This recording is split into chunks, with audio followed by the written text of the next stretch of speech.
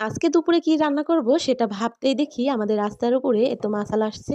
একদম তাজা তাজা টাকি মাছ। এই টাকি মাছ খেতে তো ভীষণই ভালো লাগে আমাদের, সেই জন্যই 1 কেজি মাছ কিনে নিলাম। মাছগুলো অফ ক্যামেরায় কেটে ধুয়ে এই তো চুলার পাড়ে চলে এসেছি রান্না করতে। চুলার উপরে আগে চালটা ধুয়ে ভাতটা উঠিয়ে দেব, সেজন্য চালটা ধুয়ে নিলাম।